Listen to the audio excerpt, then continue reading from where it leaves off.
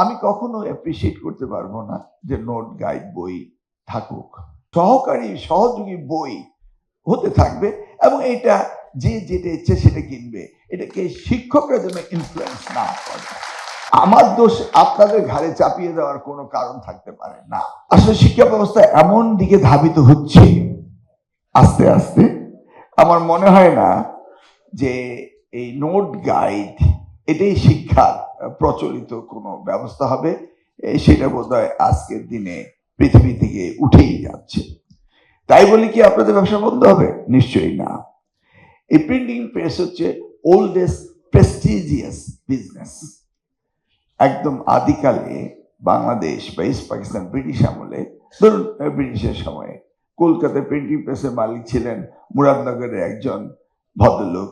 ওনার সাথে মেহমান হয়ে আসছিলেন আমাদের জাতীয় কবি কাজী নজরুল ইসলাম, এবং সেই রাত্রেই তিনি প্রেমে পড়ে বিয়ে করেছিলেন নার্গিসকে, এবং ওনার প্রিন্টিং প্রেস ছিল কলকাতায়। সেখান থেকে বেড়াতে এসেছিলেন আমাদের মুরাদনগরে। তো it is a very prestigious business. আর আপনারা সেই বিজনেসে আছেন যেটা আমাদের এই সমাজকে জাতিকে শিক্ষিত করেছিল বই পুস্তকের মধ্য দিয়ে। তাহলে এই গাইড বই নিয়ে অনেক গল্প রয়েছে। আমি যখন 2001 থেকে 2006 পর্যন্ত ছিলাম, সেই সময় আমি গাইড নোট বই একদম টোটালি আমি বন্ধ করে দিয়েছিলাম এবং চেয়েছিলাম সৃজনশীল লেখাপড়া হোক, ছাত্রছাত্রীরা লেখাপড়ায় থাকুক। এখন কিন্তু 2001 সাল না, এটা 2026 সাল।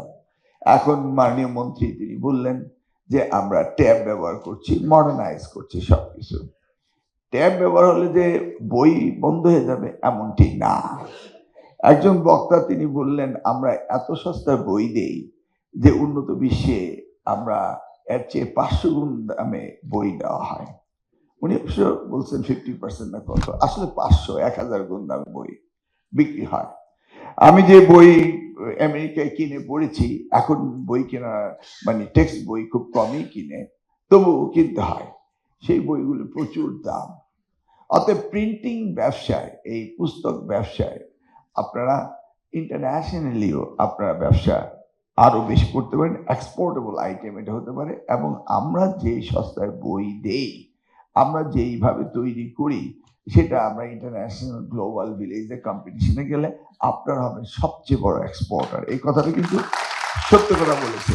এই জন্যই শাহ আলম সাহেবকে আপনারা হয়তো বলতে চেয়েছেন যে এটাকে ইন্ডাস্ট্রি হিসাবে স্বীকৃতি হতে হবে। This very good valid point. কিন্তু আপনারা কিন্তু আসলে বই এই দেশে আমরা খুব সস্তায় তৈরি করি, যা অন্যান্য পৃথিবীর কোনো দেশ আমাদের সাথে কম্পিটিশনে পারবে না। এখন বলা হয় যে কোয়ালিটি, আরে ভাই যেই পরিমাণ পয়সা ওখানে দেওয়া হয় এই কোয়ালিটি, তো এই বইটার কোয়ালিটি তো কোনো অবস্থাতে খারাপ না, কাগজ হতে শুরু করে প্রিন্টিং হতে শুরু করে, তাই না? তো এই ধরনের বই একটু খরচ বাড়বে, কিন্তু তবুও বিশ্বমানের বই হতে হলে অনেক খরচ কম হবে। সেটা খুব জরুরি ব্যাপারে দেখতে হবে। আচ্ছা, এবার আসি নোট বই গাইড বই সম্পর্কে। আমি কখনো অ্যাপ্রিসিয়েট করতে পারবো না যে নোট গাইড বই থাকুক, কিন্তু বই তো বন্ধ হবে না। আমি যদি ডিরেক্টলি গাইডকে গাইড বইয়ের মতো না বানিয়ে, এটার ভিতরে অনেক লুপহোলস রয়েছে। যেমন কথিত আছে যে কিছু কিছু প্রতিষ্ঠানের গাইড বই থেকেই আমাদের শিক্ষকরা প্রশ্ন করে, এবং এই শিক্ষকদেরকে আপনারা এই গাইড বিতরণের জন্য বিগত সরকারের সময় দেখেছি পত্রপত্র এসেছে, হাজার হাজার টাকা, কোটি টাকা নাকি আপনারা নষ্ট করেন। এগুলি আমি দেখেছি, শুনেছি। এগুলি বাস্তব অবাস্তবের সমন্বয়। তাহলে এখানে মূলত আমি হয়েছি নিয়ন্ত্রণহীন, অর্থাৎ শিক্ষা মন্ত্রণালয়। আমার শিক্ষকরা যদি প্রেসক্রিপশন দিতে থাকে যে এই নোট গাইড বই আপনার পড়তে হবে, আর সেটাকে যদি আপনারা কনভিন্স করেন, দ্যাটস নট রাইট। কিন্তু সহকারী সহযোগী বই হতে থাকবে এবং এটা যে যেটা ইচ্ছে সেটা কিনবে। এটাকে শিক্ষকরা যেন ইনফ্লুয়েন্স না করে। শিক্ষক হ্যাঁ, সব জায়গায় হচ্ছে এই কোয়ালিটি কম্পিটিশন হতে হবে। কিন্তু এইখানে যে কারচুপিটা হচ্ছে, এই কারচুপিটার নিয়ন্ত্রণ কিন্তু আমাকেই করতে হবে, আপনারা না। অতএব আমার দোষ আপনাদের ঘাড়ে চাপিয়ে দেওয়ার কোনো কারণ থাকতে পারে না, বরং এই কথা স্বীকার করতেই হবে। আপনারা যদি সাহায্য না করেন, সহায়ক না হন, তাহলে আমরা সময় মতো বই কখনো দিতে পারবো না। আমি যখন 2001 সালে দায়িত্ব পেলাম এনসিটিভি, তখন বই যখন ছাপাতে গেলাম, যখন এর আগে পুস্তিকা সালমান এফ রহমানের কোম্পানি বই দিত, এবং আগস্ট মাসে 2001 সালে বই দিতে পারেনি। কেন পারেনি? আপনারা সহযোগিতা করেননি। কেন? ওই সময়ে ওই সরকার 6টি প্যাকেজ বানিয়ে সালমান এফ রহমানের পুস্তিকাকে সব বই দিয়ে দিয়েছিল।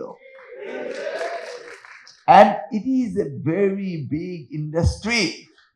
এখানে লক্ষ লক্ষ শ্রমিক বাইন্ডিং হতে শুরু করে, প্রিন্টিং প্রেস হতে শুরু করে, এরা এই জায়গায় রয়েছে, এবং সরকারের একটি নৈতিক দায়িত্ব রয়েছে এই প্রিন্টিং প্রেস প্রকাশক হতে শুরু করে সকলকে সহযোগিতা করা, তাই না?